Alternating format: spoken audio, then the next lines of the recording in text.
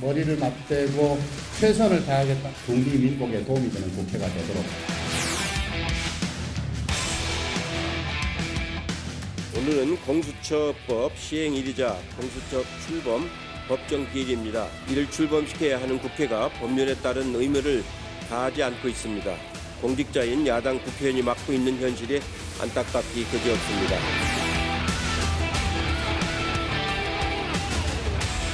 특임검사나 혹은 특별수사본부를 만들어서 성추행 사건의 진실, 묵인이나 은폐한 그런 공모 흔적들을 철저히 수사해.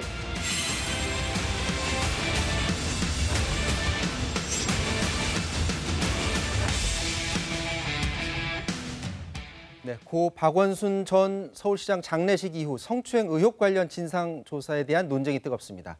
정치권의 입장은 무엇인지 따져보겠습니다. 민주당 정청래 의원, 무소속 권성동 의원 나오셨습니다. 안녕하십니까? 네, 안녕하세요. 자, 고 박 전 시장 관련 파장이 지금 계속되고 있는데 민주당은 정치 공방은 뒤로 미뤄두자 이런 입장인 반면에 통합당은 연일 맹공을 퍼붓고 있습니다. 이해찬 민주당 대표가 당 대변인을 통해서 입장을 밝혔었는데 오늘 다시 직접 입장을 밝혔습니다. 들어보시죠. 국민들께 큰 실망을 드리고 행정 공백이 발생한 것에 대해서 책임을 통감합니다. 아울러 피해 호소인께서 겪으시는 고통에 깊은 위로의 말씀을 드리며 이런 상황에 대해 민주당 대표로서 다시 한번 통절한 사과의 말씀을 드립니다. 당으로서는 아시다시피 고인의 부재로 인해서 현실적으로 진상조사가 어렵다는 점은 이해를 해주시기 바랍니다. 피해 호소인의 뜻에 따라 서울시가 사건 경위를 철저하게 밝혀주시기 바랍니다. 또한 피해 호소인에 대한 근거 없는 비난을 멈추고 당사자의 고통을 정쟁과 여론몰이의 수단으로 활용하지 않을 것을 다시 한번 간곡하게 부탁을 드립니다. 네, 입장 들어보면 통렬히 사과한다. 다만 정치권에서 나서지 말고 이거는 서울시가 조사를 해달라. 그 결과를 지켜보겠다. 이런 입장인 것 같아요. 어떻습니까? 네, 저희 당의 공식 입장은 네. 화면에서 보셨다시피 통렬한 사과를 했고요. 그리고 박원순 시장이 민주당원이긴 하지만 다른 행정기관이지 않습니까? 그래서 서울시에서 자체 진상조사를 이제 저희가 요청을 한 네. 것이고요. 제가 알고 있기로는 서울시에서도 아마 그 진상조사 작업에 착수하는 것으로 제가 네. 알고 있습니다. 민주당의 입장은 그런데 정치권은 빠지고 서울시가 다 조사를 하면 되는 것 아니냐 이런 입장이에요. 우선 민주당이 책임 있는 공당이라면은 네. 그 조사 결과가 어떻게 나오든지 간에 어쨌든 민주당 소속 아니겠습니까? 박원순 네. 시장이. 네. 그러니까 당에서 책임지는 모습을 보여야죠. 그래서 당에서 진상조사를 하는 게 맞다라고 생각을 하고요. 두 번째는 지금 서울시의 대행 체제의 책임자가 행정 일부 시장 아닙니까? 네. 그런데 그분이 박원순 시장 밑에서 비서실장을 한 1년 6개월은 안 되지만은 성추행 의혹 예. 당시에 일했었죠. 예, 그렇기 때문에 이분도 이제 의혹의 당사자로 지금 네. 거론되고 있어요. 네. 그런데 이분이 주도하는 진상조사를 과연 믿을 수 있겠느냐 하는 차원에서 보면은 저는 서울시에 미루는 것은 책임 회피다 이렇게 생각이 들고요.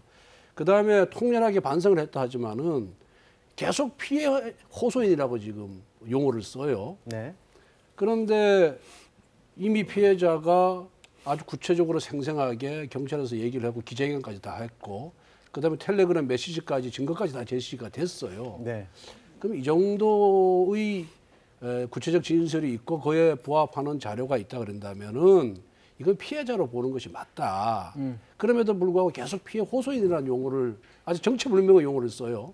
지난번에 우리 누굽니까 안희정 지사 사건에서는 추미애 당시 당 대표가 JTBC 인터뷰만으로도 피해자라고 칭했고 바로 안희정에 대해서 제명 조치를 취했거든요. 네. 그것과 비교해 보면은 지금의 민주당의 당 대표의 태도가 얼마나 모순적인가 하는 것을 좀 드러난다. 이렇게 생각이 들어서 네네. 차라리 그냥 피해자는 말 쓰기 싫으면 법률 용어에 고소인이라고 쓰면 되지. 네. 피해 호소인을 쓰는 거는 이건 사건이 실체로 호도하기 위한 것이 아닌가 그렇게 비춰진다. 그래서 정말 깔끔하지 못하다 이런 생각이 듭니다. 용어 자체는 뭐 예. 피해 호소인 용어를 쓰시는 분도 계시고 고소인도 있고 또 피해자가 맞다 이런 얘기가 예. 지금 혼재되어 있는 상황인데 그 부분은 이런 것 네. 같아요. 이제 초창기부터 언론 보도에서 피해 호소인이라는 말을 언론에 직접 많이 썼고요. 네.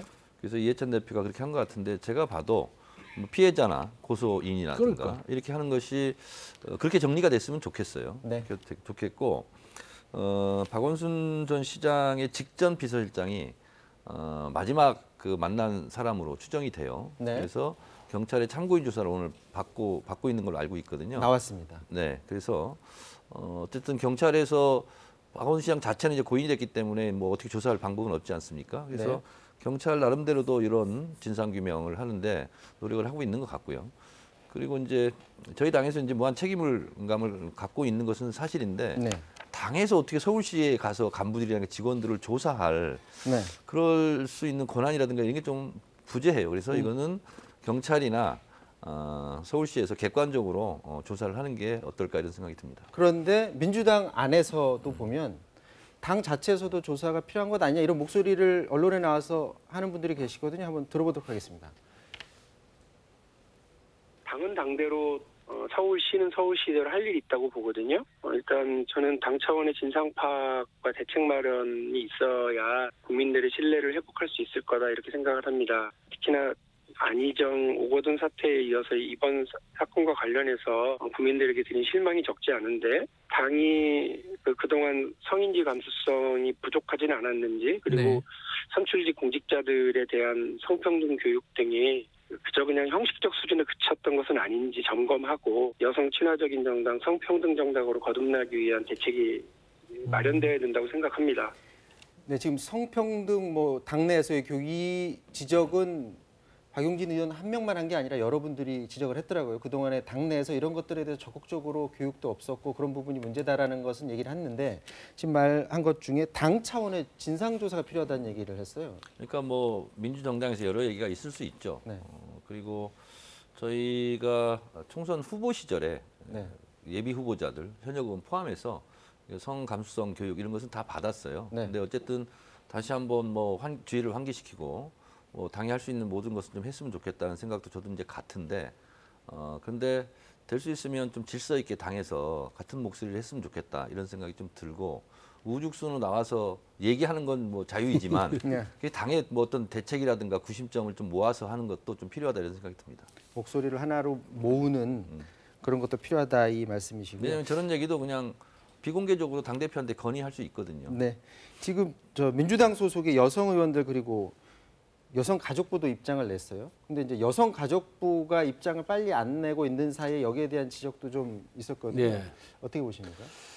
그래서 이게 이제 여성가족부라는 것은 여성 인권을 보호하기 위한 기관 아니겠어요? 네. 그러면은 뭐 청와대 입장이라든가 여당이 민주당의 입장과 관계없이 오로지 여성 인권, 여성 피해 이 관점에서 모든 것을 결정하고 판단을 내려야 되는데 지나치게 이 정치권을 의식해서 특히 정부 청와대와 여당을 의식해서 그 사건이 발생한 지 5일 만에 그것도 마지못해 냈단 말이에요. 지난번 뭐 안희정 사건이라든가 오거돈 사건 때는 하루 만에 그 입장을 밝혔어요. 네. 그것과 비교해 보면은 이 여성가족부가 얼마나 눈치 보기를 했다는 게 이제 드러났다. 그래서 이럴 바에야 이런 여성 인권에 대해서 이렇게 눈치 볼 바에 과연 여성가족부를 존치할 필요가 있는가? 저는 그 생각까지 지금 하고 있습니다. 네. 그러니까 제가 예를 들어 좀 설명을 하면 이런 거죠. 대북 관계가 생겼어요. 그러면 외교부, 국방부, 통일부가 내는 목소리가 다 다르거든요. 왜냐하면 자기 포지션에 따라서 대화의 파트너도 되기도 하고 그렇지만 또 국방부는 국방부대로 단호한 입장을 내는 것처럼 이번에 여성가족부는 저도 좀 늦었다 이런 생각이 좀 들고 좀 네. 빨리 좀 여성가족부 나름대로 독자적으로 좀 냈으면 어땠을까. 그렇죠. 핵심 당사자일 그렇습니다. 수도 네. 있는 그런 거고. 부분에 좀 아쉬움이 있습니다. 예, 그러니까 결국은 어떤 사건이 발생을 하면은 네.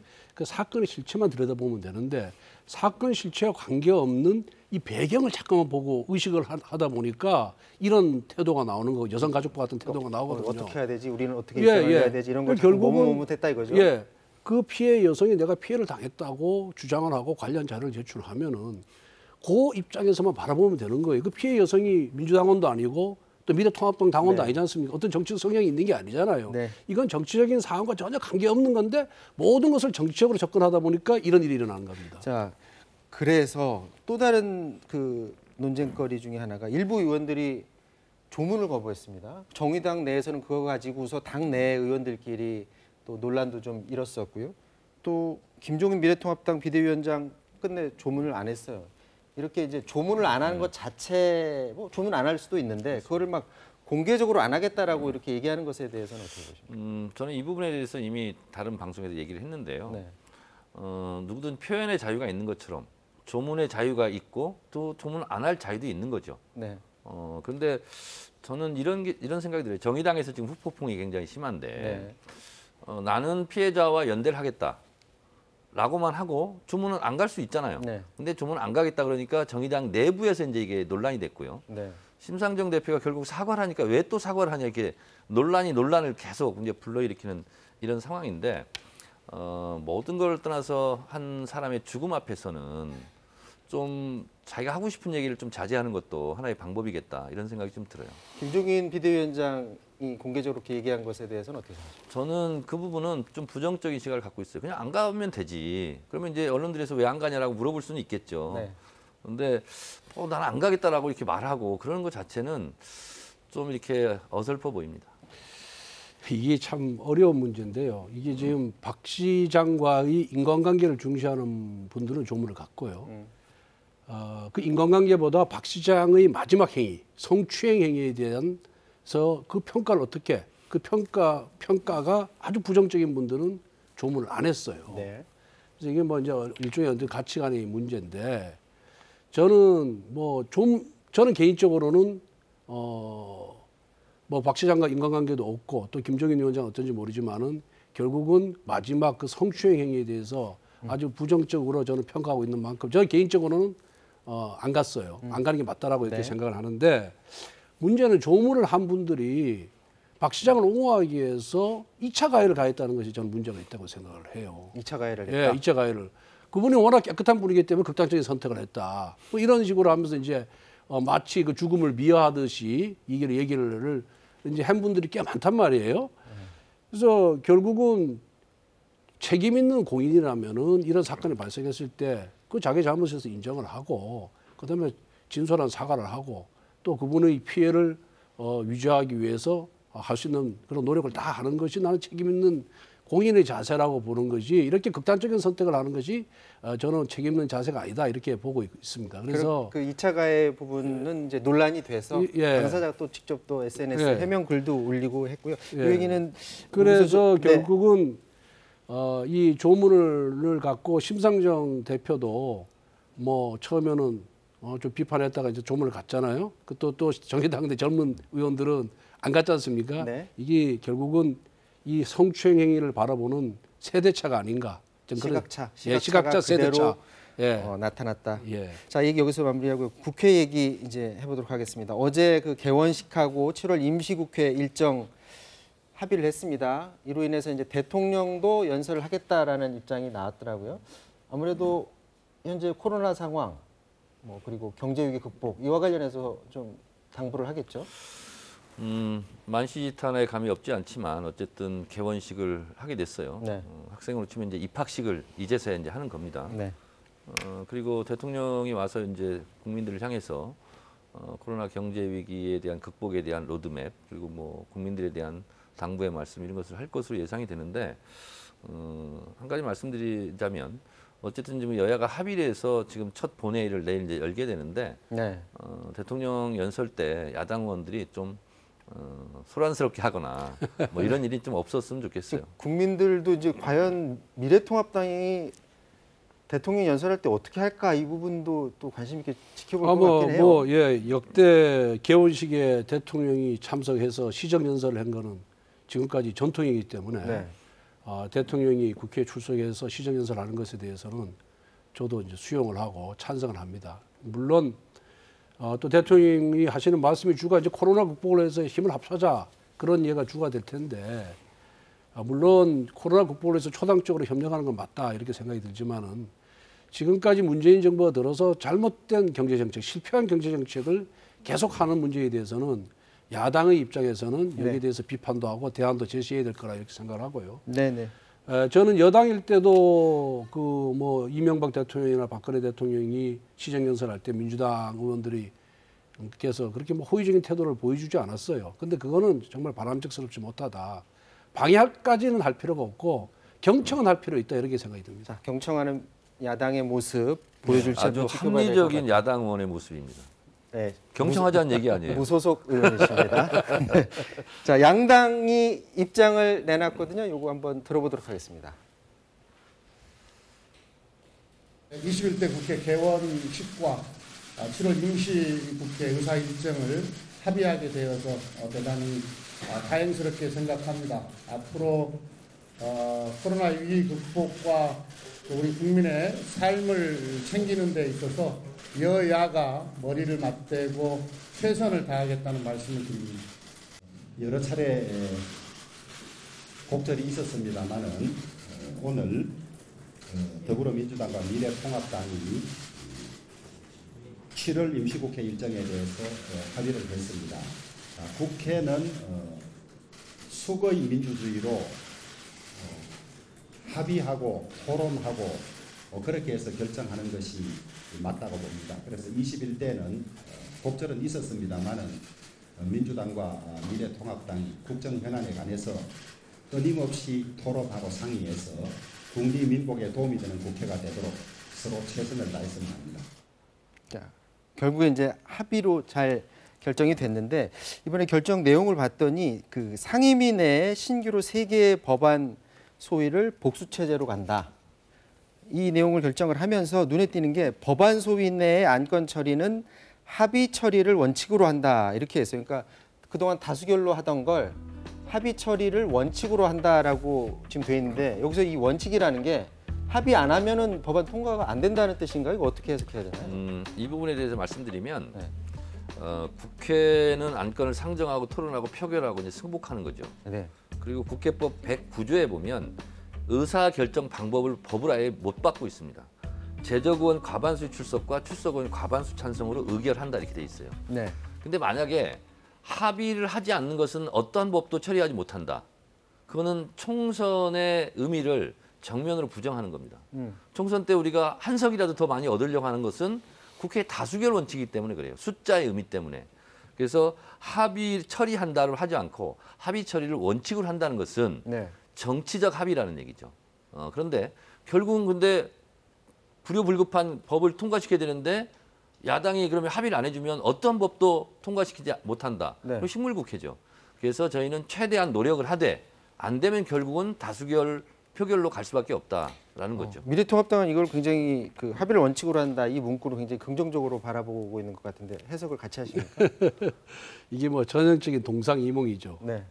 이 합의문 자체가 이게 정치적인 합의문이고 국회 개헌을 위한 국려지책의 합의문이거든요. 그러니까 지금 미래통합당 입장에서는 소위의 법안 처리를 다수결이 아닌 합의 처리를 한다는 것을 선물로 하나 받은 것으로 주장을 하고 네. 이거를 이게 개헌을 하는 것 같은데 네. 이건 정말 해석하고 싶은 대로 해석할 거예요. 조금 전에 민주당은 노력한다로 예, 이거는 해석하고. 선언적인 의미다라고 주장하는 거고 미래통합당은 무슨 소리냐? 이건 약속을 해서 지켜야 될 거 아니냐? 그래서 아마 이것 때문에 또 계속 논란이 또 논란을 일겠네요. 부리고 계속 싸울 거예요. 그래서 이 합의는 사실 뭐 그렇게 의미가 있는 합의라 보기는 어렵고요. 지난 19대, 18대, 19대, 20대 또 소위는 거의 다 합의 처리했습니다. 합의 처리한 것이 원칙이에요. 법문에는 그렇게 다수결로 돼 있지만은 네. 여태까지 우리가 여당일 때도 또 민주당이 여당일 때도 일당일 때도 다 합의 처리를 하는 것을 원칙으로 했기 때문에 어쨌든 간에 이렇게 이렇게 서로 합의를 했으니까 민주당에서도 합의 처리를 하는 것을 정말 존중하고 최대한 노력을 해야 된다 이렇게 생각합니다. 자, 이제 임시국회가 시작이 되면 이제 여야가 치열하게 공방을 할 텐데 지금 예상하시기에 어느 부분에서 가장 세게 쟁점을 가지고서 논란이 예상이 됩니까? 공수처 관련일까요? 어떨까요? 저는 공수처보다는 이번에 뭐 160조인가요? 네. 그 뉴딜 정책, 국가 뉴딜 정책 네. 그걸 폈는데 정말 민생을 위하는 야당이라면은 이 부분에 허구가 있는지 네. 또 실천 가능성이 있는지 네. 재원은 어떻게 조달할 것인지 이 부분에 대해서 좀 더 집중을 하고 이 부분의 문제점 그다음에 개선 방안 이런 것을 지적을 해야 된다 저는 이렇게 생각을 합니다. 네. 저희들은 아무래도 공수처 후속 입법, 뭐 국회법, 인사청문회법, 국회 운영 규칙 이거를 바꾸는데 저희는 총력전을 펼칠 예정이고요. 네. 그리고 어쨌든 대통령이 한국판 그린 뉴딜 정책 발표를 했기 때문에 그게 따르는 뭐 후속 입법 조치라든가 이런 것을 저희는 또 중점적으로 할 생각입니다. 그다음에 이제 민생과 관련된 부동산 정책을 얼마 전에 발표를 했잖아요. 네. 계속 실패를 해왔는데 그 부분도 과연 그것이 타당한지 네. 그리고 이 세금 폭탄으로 국민들의 호주머니를 털어가는 것이 아닌지 그리고 그 정책이 실효성이 있는지 이 부분도 민생과 직결된 문제이기 때문에 야당은 이제 정치적인 논쟁보다 이런 민생과 직결된 부동산 정책, 경제 정책 이 부분을 집중적으로 물고 가야지 국민들로부터 박수를 받을 거라고 생각합니다. 지금 뭐 보니까 야당은 23일에 이제 외통위에서 인사청문회하면서 이인영 통일부 장관 인사청문회에 총력을 다하겠다 이런 뜻도 가지고 있는데요. 이런 뭐 청문회 같은 경우도 어떻게 양당이 준비를 하는지 이것도 좀 지켜봐야 될 것 같고요. 저희 김종인 위원장 얘기로 좀 넘어가 보도록 하겠습니다. 관흥클럽 토론회를 했는데 이 자리에서 이야기를 한 부분이 지금 화제가 되고 있습니다. 한번 들어보시죠.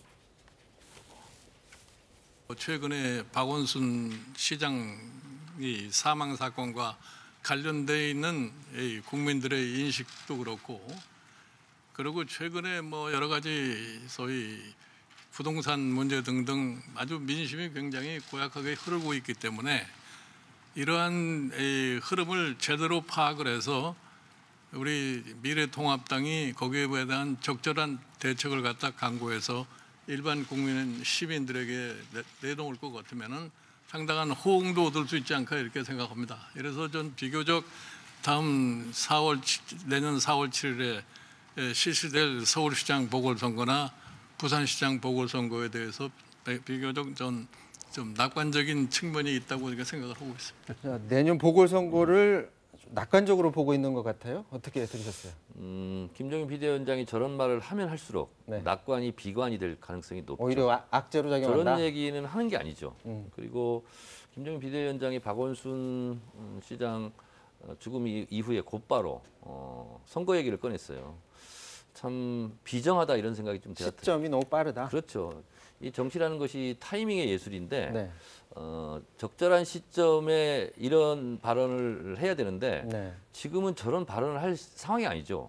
오히려 김종인 비대위원장이 피해자, 고소인에 대한 아픔을 함께한다든가 이렇게 하는 것이 설령 뭐 어차피 내년 4월에 벌어지는 거니까 그런 선거에 도움이 되지 저렇게 먼저 김칫국부터 마시고 우리가 이길 거다, 낙관적이다 이런 투로 얘기한다면 누가 표를 주겠습니까? 부정적으로 생각할 수 있다. 동의하십니까? 선거 운동상 저렇게 하면 안 우리 돼요. 정책리 의원님은 김종인 위원장 발언만 나오면 너무 세게 발언하시는 것 같아요. 아픔이 있어서 그런 건 아픔이 아니죠. 있어서 아픔 여부를 떠나서 저렇게 김칫국 마시는 걸 국민들이 제일 안 제가 좋아해요. 보기에는 네. 이게 뭐 지금 낙관적 전망을 할 시기는 아니죠. 네. 그것도 너무 빨랐고 김종인 위원장의 의도는 그게 아니라 지금 미래통합당이 4연속 패배를 했잖아요. 네. 굉장히 의기소침해 있고 위축돼 있어요. 그래서 이 미래통합당 당원들과 지지자들을 좀 길을 살리기 위한 차원에서 저 발언을 했다라고 생각을 하고요. 물론 이 정부의 부동산 정책이 이제 실패를 했죠.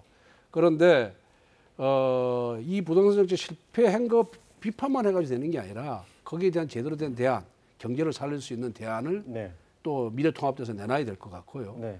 그다음에 부산시장, 서울시장 뭐 성추문 사건으로 다 뭐 한 분은 극단적 선택을 하고 한 분은 이제 그만둬서 내년에 보궐선거가 생기는데 네.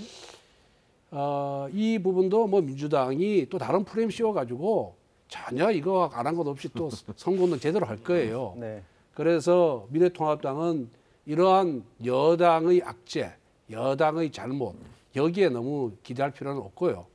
이제 중도층을 끌어들여야 이제 다음 뭐 선거 때 승산이 있지 않습니까? 네. 앞으로 남은 1년 보궐선거 기간 동안 정말 국민 마음을 얻기 위해서 제대로 된 정책을 만들어내고 정부 여당의 잘못된 정책에서 날카롭게 비판하고 그러면서 자기들도 몸가짐을 제대로 해야 될 것이다. 그런 생각 갖고 있습니다. 지금 이제 내년 보궐선거 얘기가 막 나오다 보니까 이제 언론에서도 뭐 하마평으로 누가 오르내리고 있다 이런 기사들이 막 나오고 있습니다. 대체로 추려 보면 더불어민주당 그리고 미래통합당에서 후보군이 이렇게 나오는데 사실은 두 분도 후보군에 뭐 전혀 부족함이 없으신 분들인 건 맞는 건 분명합니다. 왜 우리 이름을 안 올라간지 모르겠어요. 분명해 보이지만 저희가 저거는 기존 언론에서 나온 것도 지금 종합해 본 그런 상황이에요. 그러니까 일각에서는 이번엔 뭐 여성이 유리한 것 아니냐 이런 얘기도 나오고요. 어떻게 보십니까? 뭐 앞으로 정치라는 것이 살아있는 생물이기 때문에 어떻게 굴러갈지는 모르겠어요. 네. 근데 지금 저렇게 화면에 띄워놓고 후보군을 얘기하는 것이 저는 참 무의미하다 이런 생각이 좀 들어요. 시간도 한참 남았고요. 네, 그렇습니다. 그렇지만 제가 그냥 제 개인적인 그냥 소회입니다. 남자보다는 여성 후보가 강세일 가능성이 대단히 높다. 네. 라는 생각이 좀 들어요. 저는 민주당은 여성 후보를 내세울 거예요. 틀림없이. 왜냐하면은 이번 서울시장, 부산시장 재보궐선거 원인이 여성 문제 때문에 생긴 거 아니겠어요? 네. 그걸 희석하기 위해서라도 프레임을 바꾸기 위해서라도 남성보다는 여성 후보를 내세울 것 같고요. 네. 저는 뭐 개인적인 바람이라면은 저기에 등장한 인물들도 굉장히 훌륭한 정치인이지만은 네. 저기에 등장하지 않고 좀 새롭고 참신한 그런 인물을 발굴해서 야당에서는 발굴해서 좀 내보냈으면 좋지 않을까 이런 생각을 합니다. 시간이 없어서 요것만 질문하고 마쳐야 될 것 같은데요. 근데 사실 이제 민주당 당원 당규를 보면 이 얘기 요즘 많이 나오고 있습니다.